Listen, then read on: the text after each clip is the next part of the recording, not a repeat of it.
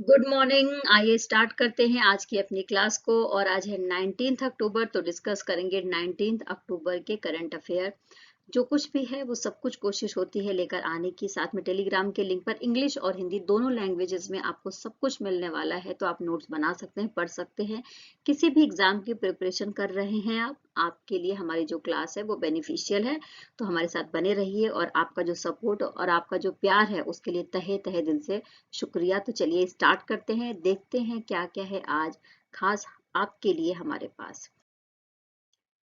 देखो, जो सबसे पहले बात करेंगे वो आसाम में बिहू जो उत्सव मनाया जाता है उसके बारे में बात करेंगे। आसाम में जो बिहू उत्सव है वो साल में 3 बार मनाया जाता है। जनवरी के महीने में, अप्रैल के महीने में और उसके बाद अक्टूबर के महीने में। तो अभी 18 अक्टूबर को असम का काटी बिहू उत्सव मनाया गया है 2023 में। काटी बिहू उत्सव को कंगोली बिहू भी कहते हैं।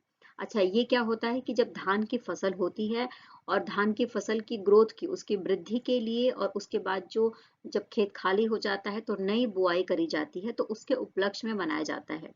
इसमें आप देखेंगे तो तुलसी जी की पूजा करी जाती है, यानी कि तुलसी जी के सामने दीप जलाया जाता है। जो धान के खेत हैं वहां पर दीप जलाया जाता है। इसको पुअर या कंगोली उपनाम से भी जानते हैं, काटी बिहू उत्सव को। Okay, clear. देखो, आसाम में जो ये 3 बार बिहू का त्योहार मनाया जाता है, इसके हर एक महीने में इसका नाम अलग अलग है, उसके बारे में थोड़ा सा देख लेते हैं। तो जब जनवरी के महीने में बिहू मनाया जाता है तो उसको भोगाली या माघ बिहू कहा जाता है। अप्रैल के महीने में जब बिहू मनाया जाता है तो इसको रोंगाली या बोहाग बिहू कहा जाता है। और अक्टूबर के महीने में जब बिहू का त्योहार मनाया जाता है तो इसको कोंगाली या काटी या पुअर बिहू कहा जाता है। तो नाम याद रख लेना। ये त्योहार स्पेशली माता लक्ष्मी को समर्पित है। धन धान्य के लिए और अपनी जो संपत्ति है उसको बढ़ाने के लिए माँ लक्ष्मी की पूजा करी जाती है। इस बात को याद रख लेंगे। ओके, आइए नेक्स्ट बात कर लेते हैं विश्व आघात दिवस या वर्ल्ड ट्रामा डे के बारे में, जो हर साल 17 अक्टूबर को मनाते हैं। जैसा कि आप सबको पता है कि जब आघात होता है तो सबसे पहले मनुष्य के शरीर का कोई अंग विकलांग हो जाता है। तो दुनिया भर में इसके लिए अवेयरनेस पैदा करने के लिए इस दिन की शुरुआत 2011 में करी गई थी, 17 अक्टूबर को विश्व आघात दिवस मनाने के रूप में। आइए नेक्स्ट बात करेंगे, और फर्स्ट क्वेश्चन हमारे सामने जो है उसको देख लेते हैं। सबसे पहले हम सबको अच्छे से पता होगा कि भारत के वो बल्लेबाज जिन्होंने सबसे कम गेंदों पर सबसे तेज अर्धशतक बनाया था, ये रिकॉर्ड किसके नाम था? तो युवराज सिंह के नाम था। इन्होंने टी20 का 2017 में टी20 जब स्टार्ट हुआ था तो उस समय इन्होंने 12 बॉल पे अर्धशतक बनाया था। लेकिन इनके इस रिकॉर्ड को तोड़ा है, और ये रिकॉर्ड किसके द्वारा तोड़ा गया है? स्क्रीन पर जिसे आप देख रहे हैं, इनका नाम है आशुतोष शर्मा। तो आशुतोष शर्मा के द्वारा ये रिकॉर्ड। देखिए, आशुतोष शर्मा जी के बारे में बात करें तो ये रेलवे के मध्य क्रम के बल्लेबाज हैं। और जो हमारा झारखंड की राजधानी है रांची, वहां पर Syed Mushtaq Ali trophy group C मुकाबला हो रहा था। और अरुणाचल प्रदेश के खिलाफ जब ये मैच खेला गया तो उसमें इन्होंने 12 गेंदों पर 8 छक्के के साथ में एक चौका लगाया और उसके साथ में 50 रनों की पारी कंप्लीट करी है। तो नाम याद रख लेंगे, आशुतोष शर्मा का। ओके, आइए नेक्स्ट बात करते हैं। भारत ने एशियाई पैरा खेलों में कितने सदस्यीय दलों को भेजने का निर्णय किया है? जैसा कि हम सबको पता है कि एशियन गेम्स चीन के होंगझू में चल रहे थे, और 23 सितंबर से लेकर 8 अक्टूबर तक चले थे। और अब जो एशियाई गेम्स का पैरा ओलंपिक वाला जो सेशन है वो भी वहीं पर चलने वाला है। उसका जो टाइम पीरियड है वो क्या है? तो 22 अक्टूबर से लेकर 28 अक्टूबर तक ये चलने वाला है। तो इसमें भारत के द्वारा कितने खिलाड़ियों को भेजा जाएगा? तो भारत के द्वारा 446 खिलाड़ियों को भेजने की बात कही गई है। ओके। अच्छा देखो, इसमें 17 खेलों के लिए 303 भारत की तरफ से खिलाड़ी गए हैं। जिसमें आप देखेंगे तो 191 पुरुष हैं और 112 महिलाएं हैं, और 143 कोच अधिकारी और उनका सहयोगी दल है। इस बात को याद रख लेंगे।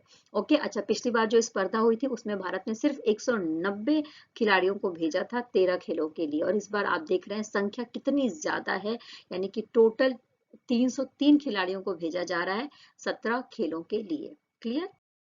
नेक्स्ट बात करेंगे, स्वच्छ त्योहार, ये जो अभियान स्वच्छ त्योहार स्वस्थ त्योहार, ये जो अभियान है ये कहाँ पर शुरू किया गया है? तो स्क्रीन पर आप देख रहे हैं योगी आदित्यनाथ जी को। ठीक है, तो उत्तर प्रदेश की एक स्कीम है ये। जैसा कि हम सबको पता है कि अभी नवरात्रि चल रही है, इसके बाद दशहरा आएगा, फिर दीपावली आएगी, और इस समय साफ सफाई की लोग अपने घरों की साफ सफाई करते हैं। तो इस अवसर पर योगी आदित्यनाथ जी ने एक पहल, एक अभियान चलाया है कि जो उत्तर प्रदेश के मंदिर हैं उनके आसपास के एरिया को साफ किया जाएगा।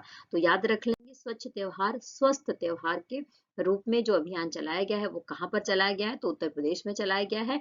और साथ में ही सफाई के लिए cleanliness is next to godliness, इस मूल मंत्र के साथ चलाया गया है। जो नगर निगम के अधिकारी हैं, जो नगर पालिका से रिलेट करते हैं, वो सभी लग गए हैं मंदिरों के आसपास के एरिया को साफ करने में।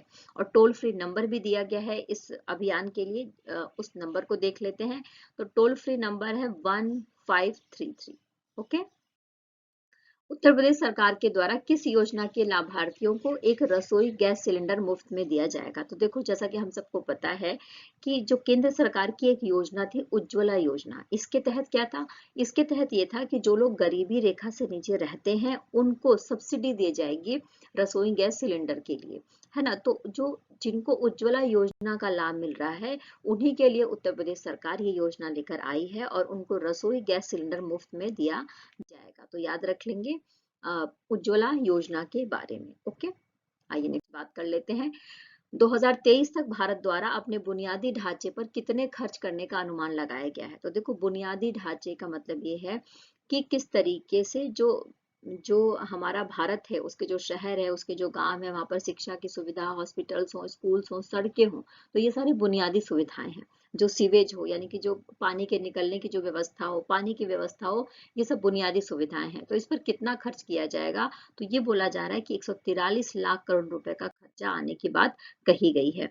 साथ में ही जो टाइम पीरियड दिया गया है, वित्त वर्ष 2024 से लेकर 2030 तक के बीच में ये बात बताई गई है। Okay, clear? आइए नेक्स्ट बात करते हैं। निवेश के क्षेत्र क्या क्या है? तो जैसा कि मैंने आपको पहले ही बता दिया कि जो सड़क मार्ग है, रेल मार्ग है, और साथ में जो बिजली की सुविधाएं हैं, जो पानी की सुविधाएं हैं, ये सारी बुनियादी सुविधाएं हैं। और आजकल जो हाइड्रोजन का क्षेत्र है, हाइड्रोजन का क्षेत्र इसलिए जरूरी है क्योंकि हरित ऊर्जा के बारे में हम बात करते हैं, तो हरित ऊर्जा के ऊपर भी यहाँ पर पैसा खर्च किया जाएगा। ओके, नेक्स्ट बात करेंगे। विश्व का नंबर एक पंचुअल एयरपोर्ट किसे घोषित किया गया है? यानी एक ऐसा एयरपोर्ट जिसकी जितनी भी एयरलाइंस हैं वो बिल्कुल समय से निकलकर बाहर आई हैं, या समय से निकलकर इन्होंने यात्रियों को सुविधाएं दी हैं, तो उसका नाम यहाँ पर पूछा जा रहा है। तो भारत को ये गौरव प्राप्त हुआ है। भारत का जो बेंगलुरु का अंतर्राष्ट्रीय हवाई अड्डा है, जिसका नाम है कैंपेगौड़ा अंतर्राष्ट्रीय हवाई अड्डा, उसको नंबर फर्स्ट पर रखा गया है। इस बात को याद रख लेंगे। ओके, अच्छा, ये जो एनालिसिस है, ये जो रैंकिंग है, ये किसके द्वारा करी गई है? तो देखो, ये जो एक एविएशन एनालिस्टिक फर्म है जिसका नाम है सीरियम, तो सीरियम के द्वारा ये जो रैंकिंग है ये करी गई है। और पिछले 3 महीने की जो रैंकिंग है और 3 महीने का जो इनका रिकॉर्ड है उसको देखते हुए ये रैंकिंग प्रदान करी गई है। और यहाँ पर वो टॉप 10 पंचुअल एयरपोर्ट के नाम है, जिसमें कैंपागोड़ा फर्स्ट नंबर पर है, दूसरे नंबर पर अमेरिका का साल्ट लेक सिटी है, और तीसरे नंबर पर फिर से भारत का हैदराबाद का एयरपोर्ट आता है जिसका नाम है राजीव गांधी अंतर्राष्ट्रीय हवाई अड्डा। ओके, आइए नेक्स्ट बात करेंगे। केंद्र सरकार ने हुडको में कितने प्रतिशत इक्विटी हिस्सेदारी बेचेगी? केंद्र सरकार के द्वारा हुडको में कितने प्रतिशत हिस्सेदारी को बेची जाएगी? हुडको क्या है? तो housing urban development corporation limited. ठीक है, हुडको का फुल फॉर्म याद रख लेना, housing urban development corporation limited. तो इसमें 7% हिस्सेदारी बेचने की बात सरकार के द्वारा करी गई है। इस बात को याद रख लेंगे। क्लियर? आइए नेक्स्ट बात कर लेते हैं। नियामकीय उल्लंघनों के लिए जो आईसीआईसीआई बैंक है, आईसीआईसीआई, और जो कोटक महिंद्रा बैंक है, उसके ऊपर जुर्माना लगाया गया है। जैसा कि हम सबको पता है कि भारत में जितने भी बैंक है, फाइनेंशियल बैंक है, या जितने भी तरीके के बैंकिंग से रिलेटेड काम होते हैं, उसकी निगरानी आरबीआई करता है। और कोई भी बैंक अगर उल्लंघन करता है नियमों का, तो आरबीआई क्या कर सकता है? उसके ऊपर जुर्माना लगा सकता है। तो 2 बैंकों का नाम हम यहाँ पर याद रखेंगे, जिसमें से पहला है आईसीआईसीआई बैंक और दूसरा है कोटक महिंद्रा बैंक। तो ये दोनों बैंक जो है, इनके ऊपर जुर्माना लगाया गया है। और जो हमारा आईसीआईसीआई बैंक है, उसके पर तो 12.19 करोड़ रुपए का जुर्माना लगाया गया है और कोटक महिंद्रा के ऊपर 3.95 करोड़ रुपए का जुर्माना लगाया गया है। तो याद रख लेना इस बात को। ओके, नेक्स्ट बात करेंगे। केंद्रीय मंत्री धर्मेंद्र प्रधान ने इंडिया स्किल्स 2023-24 कहाँ पर लॉन्च किया है? तो जैसा कि आप सबको पता है कि भारत में जो युवा हैं उनके स्किल्स को बढ़ाने के लिए, उनके कौशल को बढ़ाने के लिए बहुत सारे प्रोग्राम चल रहे हैं। तो ये इंडिया स्किल्स 2023-24 को लॉन्च किया गया है नई दिल्ली में धर्मेंद्र प्रधान जी के द्वारा, जो भारत के शिक्षा मंत्री हैं। इस बात को ध्यान रखेंगे। केंद्रीय शिक्षा और कौशल विकास और उद्यमिता मंत्री हैं धर्मेंद्र प्रधान। ओके, अच्छा देखो, वैश्विक स्तर पर जब प्रतियोगिता हुई तो भारत का कौशल विकास में 11वां स्थान रहा है। और जो धर्मेंद्र प्रधान जी हैं उन्होंने कहा कि अभी तो 0.25 मिलियन लोगों ने पार्टिसिपेट किया है और अब इसको बढ़ाकर जो संख्या है वो 2.5 मिलियन कर दी जाएगी नेक्स्ट ईयर। ओके, आइए नेक्स्ट बात करते हैं। भारत और श्रीलंका के बीच में फेरी सेवा शुरू करी गई है। इसके बारे में हमने पहले भी पढ़ा था। तो इस फेरी सेवा का नाम क्या है? तो फेरी सेवा का नाम है चेरिया पानी। क्या नाम है? चेरिया पानी। इसको याद रख लेना। अच्छा, कौन कौन सी जगहों को ये जोड़ते हुए चलेगा? तो इसके बारे में चर्चा करेंगे। तमिलनाडु का जो नागपट्टिनम है और उत्तरी श्रीलंका का जो जाफना है, वहां पर कांके सुंथोराई इसको जोड़ने का काम करेगा। और ये जो परियोजना है इसका नाम, इस जो ये फेरी सेवा है इसका नाम क्या है? तो चेरिया पानी इस फेरी सेवा का नाम है। ओके, नेक्स्ट बात करेंगे। आईडीएफसी और आईडीएफसी फर्स्ट बैंक के साथ विलय को मंजूरी किसके द्वारा प्रदान किया गया? तो देखो, जब बैंकों का विलय होता है ना, और इस तरीके के बैंकों का विलय होता है तो उसको प्रतिस्पर्धा आयोग के द्वारा मंजूरी मिलनी चाहिए। कंपटीशन कमीशन के द्वारा इसको मंजूरी मिलनी चाहिए। तो ये मंजूरी दे दी गई है प्रतिस्पर्धा आयोग के द्वारा। आईडीएफसी यानी कि इंफ्रास्ट्रक्चर डेवलपमेंट फाइनेंस बैंक और आईडीएफसी फर्स्ट बैंक, इन दोनों के मर्जर का जो डिसीजन है ये पहले ही लिया जा चुका है। लेकिन सिर्फ सिर्फ मान लेने से, डिसीजन लेने से नहीं होता। इसके कई सारे क्राइटेरिया हैं, कई जगहों से इसको मंजूरी मिलनी चाहिए। तो आईडीएफसी और आईडीएफसी फर्स्ट बैंक के निदेशक मंडल से मंजूरी पहले ही मिल गई थी, 3 जुलाई को ही मिल गई थी। यानी कि इसके जो डायरेक्टर हैं उन्होंने पहले ही ये बात कह दी थी। लेकिन ये प्रस्तावित होते होते अभी जाकर ये विलय को मंजूरी दे दी गई है प्रतिस्पर्धा आयोग के द्वारा। ओके, आइए नेक्स्ट बात करते हैं। किस वर्ष तक चांद पर कदम रखना प्रस्तावित किया है भारत ने? तो देखो, सबसे पहले तो कुछ चीजों के बारे में यहाँ पर चर्चा कर लेंगे। एक सीरियल में चलते हैं। जैसा कि 2023 में 23 अगस्त का दिन हमने राष्ट्रीय अंतरिक्ष दिवस के रूप में मनाने की बात करी है। और जैसा कि आप सबको पता है कि जो गगनयान मिशन है भारत का, गगनयान मिशन है, ये मिशन 2025 तक पूरा होने का अनुमान है। और इस मिशन के तहत ये कोशिश की जा रही है कि अंतरिक्ष यात्री को अंतरिक्ष में लेकर जाया जाए। ठीक है, इसके ऊपर काम किया जा रहा है और इस मिशन का नाम है गगनयान मिशन 2025। ओके, अच्छा, इसी के बारे में, इसी का विश्लेषण कर रहे थे, इसी की देखरेख कर रहे थे, उसकी अध्यक्षता कर रहे थे पीएम नरेंद्र मोदी। तो उन्होंने वैज्ञानिकों को, भारत के वैज्ञानिकों को संबोधित करते हुए कहा कि चांद पर कदम रखने का लक्ष्य बनाइए, चांद पर अंतरिक्ष यात्रियों को या फिर जो हमारे जो साइंटिस्ट हैं उनको उतारिए 2040 तक। और साथ में इन्होंने ये भी कहा कि 2035 तक ये टारगेट रखिए कि भारत का अपना अंतरिक्ष केंद्र होना चाहिए अंतरिक्ष में। ओके, तो इस बात को याद रख लेंगे। तो चांद पर कदम रखने का जो टाइम पीरियड डिसाइड किया गया है वो क्या है? तो 2040। क्लियर? आइए ना, अच्छा, नील आर्मस्ट्रांग ऐसे व्यक्ति थे, नील आर्मस्ट्रांग 1969 में ऐसे व्यक्ति थे जो सबसे पहले चंद्रमा पर कदम जिन्होंने रखा था। और ये कहाँ से बिलोंग करते थे? तो ये अमेरिका से बिलोंग करते थे। इस बात को समझ लेंगे। समलैंगिक, जो समलैंगिक विवाह होते हैं उसको वैध बनाने की जो अपील है वो खारिज कर दी गई है। ये किसके द्वारा खारिज कर दी गई है? तो कल के न्यूज में काफी ज्यादा सुर्खियों में था। ये विवाह खारिज कर दिया गया है उच्चतम न्यायालय के द्वारा, यानी कि सुप्रीम कोर्ट के द्वारा। सुप्रीम कोर्ट की पीठ बनी थी 5 जजों की और इस पीठ में 3 लोगों ने इसके खिलाफ बोला है ना। और इन्होंने कहा है कि इसको संसद से पास होना चाहिए, न कि सुप्रीम कोर्ट से।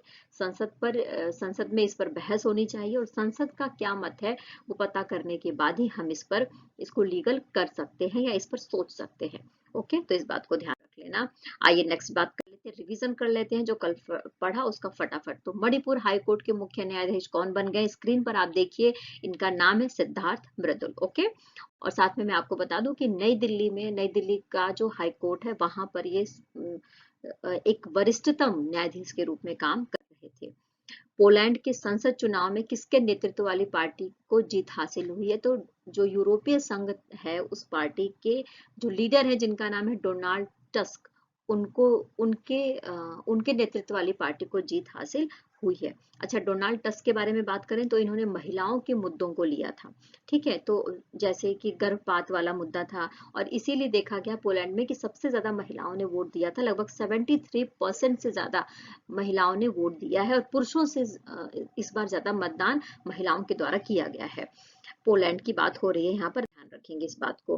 प्रधानमंत्री नरेंद्र मोदी के द्वारा एक गरबा सॉन्ग रिलीज किया गया है, इसके बारे में पूछा जा रहा है, उसका नाम क्या है। तो देखो, पिछले साल भी प्रधानमंत्री नरेंद्र मोदी ने गरबा सॉन्ग रिलीज किया था, उसका नाम था गारबा।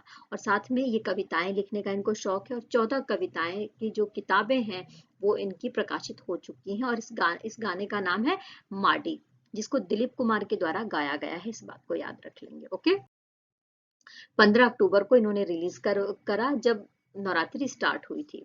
ग्लोबल मैरीटाइम इंडिया समिट 2023 का आयोजन कहां पर किया गया है, तो ग्लोबल मैरीटाइम इंडिया समिट का आयोजन किया गया था कहां पर, मुंबई में, इस बात को ध्यान रख लेंगे। आइए नेक्स्ट बात करते हैं, उच्चतम न्यायालय के कितने जजों की पीठ के द्वारा चुनावी बॉन्ड केस की सुनवाई करी जाएगी। तो देखो, चुनावी बॉन्ड जो केस है इसके बारे में जैसा कि मैंने आपको बताया कि राजनीतिक दलों को चंदा दिया जाता है, तो चंदा ऐसे न देकर एक चुनावी बॉन्ड के रूप में दिया जाता है, तो इसके ऊपर याचिका दायर करी गई थी। तो उसके लिए सुनवाई करने के लिए इसको एक हमारा जो संविधान है उसका 145 नंबर का जो अनुच्छेद है उसका भाग 4 है, उसके तहत जो चंद्रचूड़ जी हैं, जो हमारे सीजीआई हैं, उनके द्वारा बोला गया कि बहुत इंपॉर्टेंट है ये, और इसके लिए 5 जजों की पीठ बनाई जाएगी जो इस पर सुनवाई करेगी, और पहली बार सुनवाई होगी 30 अक्टूबर को। ओके, क्लियर, तो याद रख लेंगे इस बात को। स्पेस ऑन व्हील्स प्रदर्शनी के लिए किसके साथ समझौता किया गया है, तो स्पेस के बारे में जानकारी के लिए हमारे देश के युवाओं बच्चों को साइंस से जोड़ने के लिए, अंतरिक्ष से जोड़ने के लिए एक प्रदर्शनी के रूप में आप देख रहे हैं कि एक बस सेवा स्टार्ट करी गई है जिसका नाम है स्पेस ऑन व्हील्स। तो ये स्टार्ट किया गया है इसरो के द्वारा, और सहायता ली जाएगी विज्ञान भारती की। क्लियर। भारत और ब्रिटेन ने पहली 2+2 विदेश और रक्षा वार्ता कहाँ शुरू करी गई है, तो भारत और ब्रिटेन के बीच में पहली 2+2 विदेश और रक्षा वार्ता शुरू करी गई है नई दिल्ली में।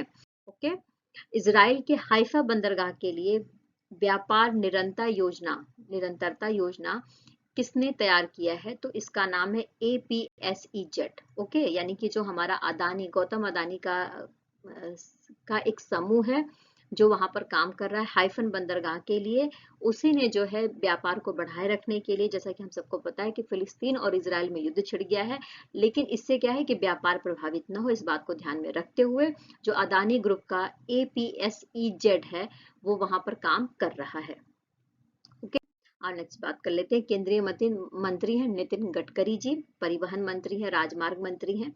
इनकी जीवनी पर, इनकी बायोग्राफी पर एक फिल्म बनाई गई, यानी कि इनकी बायोग्राफी बनाई जाएगी फिल्म के रूप में, मराठी भाषा में बनाई जाएगी। इसका नाम क्या है, तो इसका नाम है Gadkari express way man of India. इस बुक में आप देखेंगे कि उनका जो एक बिल्कुल सिंपल परिवार से आते हैं, एक बिल्कुल छोटे लेवल के नेता रहते हैं, फिर किस तरीके से महाराष्ट्र में उनका कद ऊंचा होता है, और किस तरीके से एक सेंट्रल मिनिस्टर के रूप में वो अपने आप को स्थापित करते हैं, और कैसे उन्होंने पूरे भारत में सड़कों, रेल मार्गों और का जाल बिछा रखा है, इसके ऊपर ये सारी कहानी केंद्रित है। ओके, नेक्स्ट बात करते हैं, आइए स्टार्ट करते हैं। भारत राष्ट्र समिति को पहले किस नाम से जाना जाता था, तो देखो, जो भारत राष्ट्र समिति है उसे पहले तेलंगाना राष्ट्र समिति को पहले तेलंगाना राष्ट्र समिति के रूप में जाना जाता था। क्यों जाना जाता था, इस बात को याद रख लेते हैं, थोड़ा इसके बारे में समझते हैं। तो देखो, जैसा कि हम सबको पता है कि तेलंगाना आंध्र प्रदेश से अलग होकर बना है, तो तेलंगाना को एक राज्य के रूप में स्थापित करने के लिए, हैदराबाद को राजधानी बनाने के लिए तेलंगाना राष्ट्र समिति की स्थापना करी गई थी। यहाँ के जो मुख्यमंत्री हैं, तेलंगाना के जो मुख्यमंत्री हैं, चंद्रशेखर के राव के द्वारा। ओके, तो इसका पहला नाम क्या था, तो तेलंगाना राष्ट्र समिति था। को याद रख लेंगे। अहमदाबाद के पेरी शहरी क्षेत्रों में सुधार के लिए जो एडीबी है यानी कि जो एशियाई विकास बैंक है, उसने कितना निवेश करने की बात करी है। तो यहाँ पर 181 मिलियन डॉलर का निवेश किया जाएगा अहमदाबाद के पेरी शहरी क्षेत्रों में सुधार के लिए। बुनियादी ढांचे को सुधारने की बात यहाँ पर करी गई है। श्रमिकों के लिए न्यूनतम मजदूरी सुनिश्चित करने के लिए कदम उठाने वाला पहला राज्य कौन सा बन गया है। तो कल की न्यूज में हमने पढ़ा था कि श्रमिकों के लिए न्यूनतम मजदूरी तय करेगा और भारत का पहला राज्य बन गया है झारखंड। और इसके अलावा जो स्विगी जोमेटो पर जो लोग काम करते हैं उनके लिए भी एक मूल्य निर्धारित कर दिया जाएगा। इसके 3 फॉर्मेट यहाँ पर झारखंड की सरकार के द्वारा बनाए गए हैं, जिसमें सबसे सबसे पहला जो शहर है वो शहर शामिल किए गए हैं जो सबसे बड़े बड़े शहर हैं झारखंड के, ठीक है, जहाँ की जो लाइफ स्टाइल है वो काफी ज्यादा महंगी है। तो वहाँ के जो लेबर्स हैं उनको उसके अकॉर्डिंग पैसे दिए जाएंगे। इसके बाद जो नॉर्मल नगर है, नगर पालिका है, वहाँ के लेबर्स को लिया गया। और लास्ट में जो ग्रामीण इलाके के लेबर है उनको लिया गया है, या दूर दराज वाले इलाके हैं उनको लिया गया है। और जैसा उस शहर की लाइफ स्टाइल है उसी के अनुसार उनकी मजदूरी भी डिसाइड कर दी जाएगी। तो याद रख लेना, झारखंड पहला राज्य है। झारखंड की राजधानी क्या है, तो रांची है। और जैसा कि झारखंड को हम 2-3 दिन से लगातार न्यूज में पढ़ रहे हैं, और इसके मुख्यमंत्री कौन है, तो हेमंत सोरेन है। ओके, श्रम शक्ति में महिलाओं की भागीदारी बढ़कर कितने प्रतिशत हो गई है, तो श्रम शक्ति में जो महिलाओं की भागीदारी है वो बढ़कर 37% हो गई है। नोबेल शांति पुरस्कार पुरस्कृत फिनलैंड के राष्ट्रपति थे, उनका निधन हो गया, उनका नाम यहाँ पर पूछा जा रहा है। स्क्रीन पर जिसे आप देख रहे हैं ये फिनलैंड से बिलोंग करते हैं और फिनलैंड के राष्ट्रपति रहे हैं 1996 से लेकर 2000 तक। ओके, इनका नाम पूछा जा रहा है, तो इनका नाम है मार्टी अहितसारी। क्या नाम है, मार्टी अहितसारी। अच्छा, इनको नोबेल शांति पुरस्कार क्यों दिया गया, इसलिए दिया गया क्योंकि इन्होंने बहुत सारे ऐसे मुद्दे थे जिसको सुलझाने के ऊपर काम किया है, शांति लाने का काम किया है। और जो आतंकवादी संगठन रहे उनको निरस्त्रीकरण करने का काम भी इनके द्वारा करवाया गया है। ओके, तो इस सेशन में इतना ही। आई होप कि सारे क्वेश्चन आपने अच्छे से समझ लिए होंगे। फिर कल मिलेंगे नए न्यूज नए विचारों के साथ में। तब तक टेक केयर, खूब खुश रहिए, मेहनत करते रहिए, जीवन में आगे बढ़ते रहिए, मेरे साथ बने रहिए, लाइक करते रहिए, कमेंट करते रहिए, और जो कुछ पसंद है नहीं पसंद है वो जरूर जरूर कमेंट बॉक्स में लिखिए। आपके साथ के लिए, प्यार के लिए फिर से शुक्रिया। तो फिर कल मिलते हुए बात करते हैं। तो चलिए, टेक केयर, बाय बाय। जो आप पर भरोसा करे उसके साथ हमेशा बने रहिए। Take care, bye bye.